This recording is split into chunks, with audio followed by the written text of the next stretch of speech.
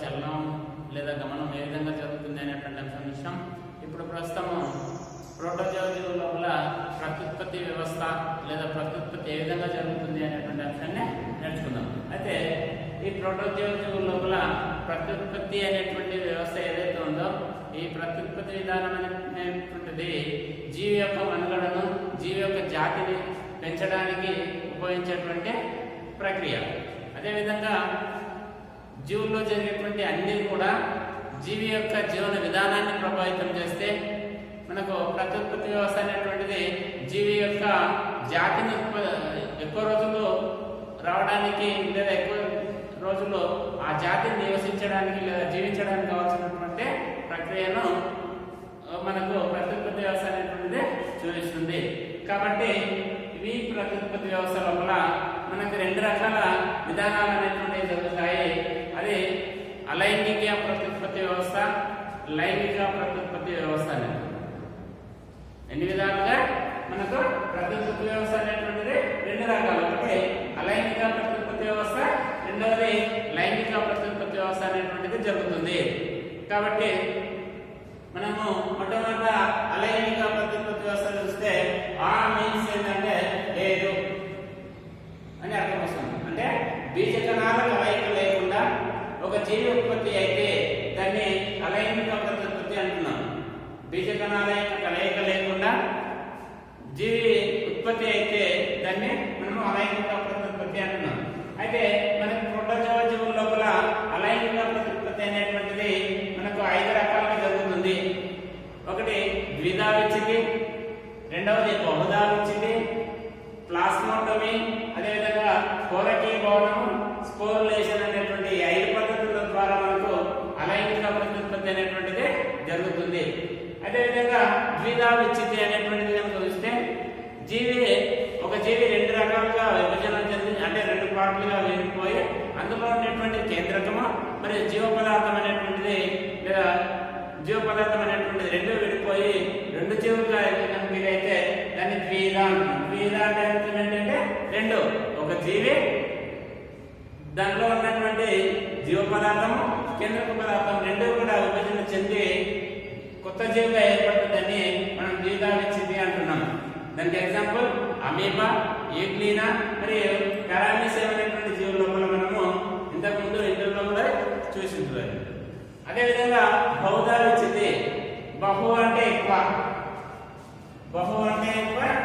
ఎక్కువ అదే విచ్ఛితి చెందాలి. ఒక జీవి అనేక భాగాలుగా విచ్ఛితి చెందితే దాన్ని మనం ఏమంటున్నామంటే బహుధా విచ్ఛితి అంటున్నాం.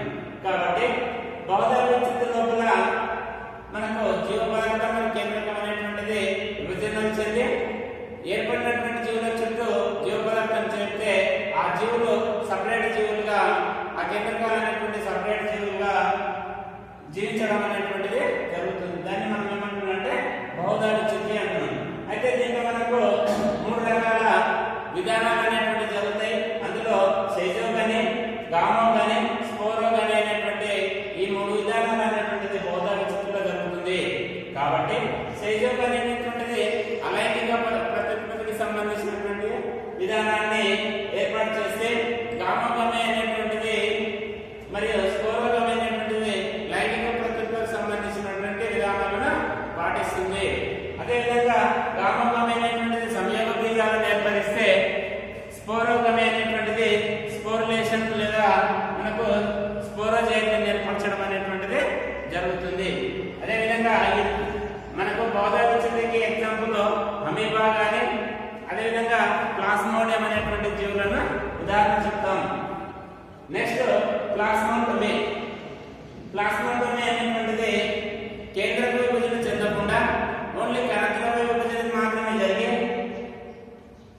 జరిగే బహుకేంద్రక ప్రోటోజోవా జీవులు కనుక ఏర్పడితే దాన్ని ప్లాస్మోటమీ అంటున్నాం. అంటే కేంద్రంలో విభజన చెందకుండా ఓన్లీ కణద్రవ్యం మాత్రమే విభజన చెంది మనకు బహుకేంద్రక ప్రోటోజోవా జీవులు కనుక ఏర్పడితే దాన్ని ప్లాస్మోటమీ అంటున్నాం. ఆ విధంగా ఏర్పడి బహుకేంద్రక జీవులు ఏర్పడి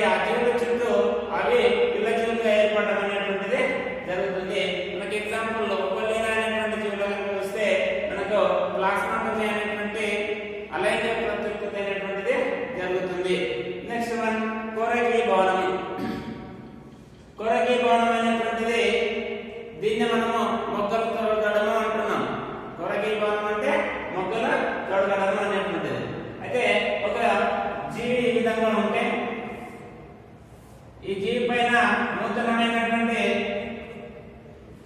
కోరకి భవనం అనేటువంటి జరుగుతుంది. నూతనమైనటువంటి మొక్కలు ఏర్పడడం జరుగుతుంది. ఈ మొక్కలు జీవి నుండి సపరేట్ అయ్యి మనకు ఒక్కొక్క మొక్క ఒక జీవిగా పరిణామం అనేటువంటిది చెందుతుంది. దీన్ని మనం ఏమంటున్నాం అంటే కోరకి భవనం అంటున్నాం. అయితే ఈ కోరకి భవనం అనేటువంటిది రెండు రకాలుగా జరుగుతుంది. ఒకటి బహిర్గత కోరకి భవనం, అంతర్గత కోరకి భవనం.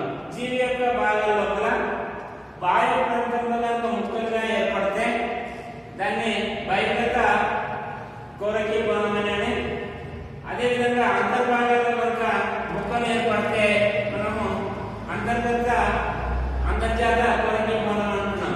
కాబట్టి కోరకి భవనం అనేటువంటిది ముక్కలుగా ఏర్పడడం లేదా ముక్కలుగా ఏర్పడినటువంటి మొక్క ఏదైతే ఉందో అది సపరేట్ జీవిగా పరిణామం చెందడం అనేటువంటిది జరుగుతుంది. నెక్స్ట్ స్పోరులేషన్. ఈ స్పోరులేషన్ లో మనకు సిద్ధ బీజాలు అనేటువంటివి ఏర్పడతాయి. ఈ సిద్ధ బీజాలు అనేటువంటిది ప్రతికూల పరిస్థితుల్లో జీవిగా అభివృద్ధి చెందడం అనేటువంటిది జరుగుతుంది. దీనికి బెస్ట్ ఎగ్జాంపుల్ ఏంటంటే మనకు అమీబాని. అమీబా యొక్క ప్రత్యుత్పత్తి వ్యవస్థలో మనకు స్పోరులేషన్ అనేటువంటిది కనబడుతుంది. నెక్స్ట్ వన్ లైంగిక ప్రత్యుత్పత్తి. ఈ లైంగిక ప్రత్యుత్పత్తి లోపల లైంగిక లేదా బీజ కణాల యొక్క కలయిక అనేటువంటిది ఉంటుంది. బీజ కణాల యొక్క కలయిక లేదా ప్రాకేంద్రకాల కలయిక వల్ల మనకు లైంగిక ప్రత్యుత్పత్తి అనేటువంటిది జరుగుతుంది అంటున్నాం. లైంగిక ప్రత్యుత్పత్తి లోపల మనకు బీజ కణాల కలయిక లేదా ప్రాకేంద్రకాల కలయిక అనేటువంటిది జరుగుతుంది. దీంట్లో ఉన్నటువంటి అలైంగిక ప్రత్యుత్పత్తిలో మనకు 5 రకాల విభజనలు అనేటువంటివి ఉన్నాయి. అందులో సింగమి అనేటువంటిది ఒకటి. నెక్స్ట్ సంయుగ్మము, ఆత్మ సంపర్కము, అదేవిధంగా ఎండోమెక్సిస్, హెమిక్సిస్ అనేటువంటి ఈ 5 పద్ధతులు అనేటువంటి మనకు అలైంగిక ప్రత్యుత్పత్తి లోపల వస్తాయి. సింగమి అంటే అర్థం ఏంటంటే ఒక స్త్రీ జీవి కానీ ఒక పురుష జీవి యొక్క కలయికను మనం ఏమంటున్నామంటే సింగమి అంటున్నాం. సింగమి లోపల ఒక స్త్రీ జీవి మరొక పురుష జీవి అనేటువంటివి పాల్గొని కొత్త జీవిని ఏర్పడిస్తే దాన్ని మనం సింగమి అంటున్నాం. అయితే ఈ సింగమి లోపల మనకు 3 రకాల సంయోగం అనేటువంటిది జరుగుతుంది. అంటే బీజ కణాలు సమానంగా కనుక ఉంటే సమసంయోగం అంటాం. బీజ కణాల కలయిక, ఒకే జీవిలో ఉన్నటువంటి బీజ కణాల కలయిక సేమ్ సైజులో కనుక ఉంటే దాన్ని సమసంయోగము అంటున్నాం. దీన్ని సమసంయోగం అనేటువంటిది ఎల్పీడియం జీవి లోపల చూడడం జరుగుతుంది. అదేవిధంగా ఏర్పడినటువంటి బీజ కణాల యొక్క రూపాలు వేరైనప్పటికీ కూడా వేరు వేరు రూపాల్లో ఉన్నటువంటి బీజ కణాల కలయికను మనము అసమ సంయోగము అంటాం.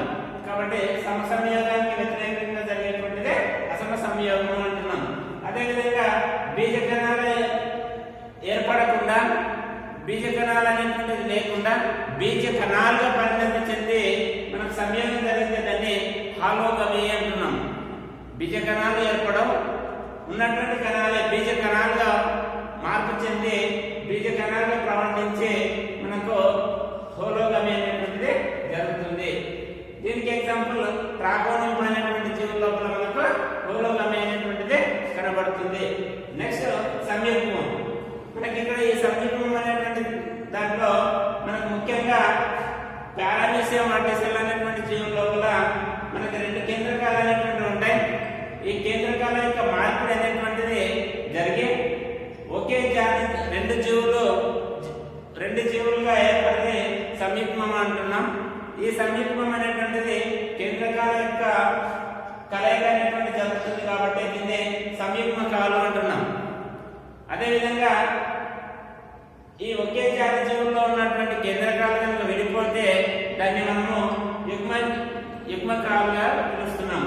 ఇది సంయుగ్మం అనేటువంటిది మనకు పారామీసియం మరియు ఆర్టిసిల్ అనేటువంటి జీవుల లోపల కనబడుతుంది. నెక్స్ట్ ఆత్మ సంపర్కం. ఈ ఆత్మ సంపర్కం లోపల బీజ కణాల కలయిక కాకుండా ప్రకేంద్రకాల కలయిక అనేటువంటిది జరుగుతుంది. ప్రకేంద్రకాల కలయిక జరిగి ఒకే జీవిలో ఉన్నటువంటి ప్రకేంద్రకాలు ఏర్పడే ఆత్మ పరాగ సంపర్కాన్ని ఆత్మ సంపర్కం అనేటువంటిది జరుగుతుంది. ఒకే జీవి లోపల 2 కేంద్రకాలు ఉంటాయి. ఈ కేంద్రకాల కలయిక అనేటువంటి జరిగే మనకు ఆత్మ సంపర్కం అనేటువంటిది జరుగుతుంది. ఉదాహరణకు మనకు అరేలియా జీవి కానీ పిరామిసిన్ జీవి కానీ దీనికి బెస్ట్ ఎగ్జాంపుల్ గా చెప్పబడుతుంది. Next endometriosis. ఈ ఎండోమెట్రిస్ ఏమవుతుంది అంటే సూక్ష్మ కేంద్రకం కాకుండా ఓన్లీ స్థూల కేంద్రకం ఏదైతే ఉందో ఈ స్థూల కేంద్రకం అనేటువంటిది విచ్చిత్తి చెంది కేంద్రకాల కలయిక జరుగుతుంది. కాబట్టి స్థూల కేంద్రకం మాత్రం విచ్చిత్తి చెంది నూతనమైనటువంటి జీవిగా ఏర్పడుతుందని ఎండోమెట్రిస్ అంటున్నాం. కానీ కేంద్రకాల కలయిక అనేటువంటిది ఎండోమెట్రిస్ లో కూడా కనబడదు. ఓన్లీ స్థూల కేంద్రకం మాత్రమే విచ్చిత్తి చెంది నూతన జీవి అనేటువంటిది ఏర్పడుతుంది. నెక్స్ట్ ఎమిక్సిస్ లోపల మనకు స్థూల కేంద్రకమే ఒకటే పునర్వ్యవస్థీకరణ అనేటువంటిది జరుగుతుంది. ఈ పునర్వ్యవస్థీకరణ జరిగి నూతనమైనటువంటి జీవిగా ఏర్పడితే దీన్ని మనము ఎమిక్సిస్ గా చెప్తున్నాం. ఉదాహరణకు మనకు అరేలియా కానీ పిరామిసిన్ కానీ ఇలాంటి లైంగిక పద్ధతి అనేటువంటిది జరుగుతుంది. కాబట్టి ప్రోటోజోవా జీవుల లోపల మనకు అలైంగిక ప్రత్యుత్పత్తి లైంగిక ప్రత్యుత్పత్తి జరుగుతుంది. అలైంగిక ప్రత్యుత్పత్తి లోపల బీజ కణాల కలయిక అనేటువంటిది ఉండకుండా ఓన్లీ మనకు ద్విధా విచ్చితి, బహుధా విచ్చితి, కోరకీ భవనం, ప్లాస్మోటమీ, అదేవిధంగా స్పోర్లేషన్ అనేటువంటి ప్రక్రియలు జరిగి జీవి యొక్క సంతతి అనేటువంటిది పెరగడం జరుగుతుంది.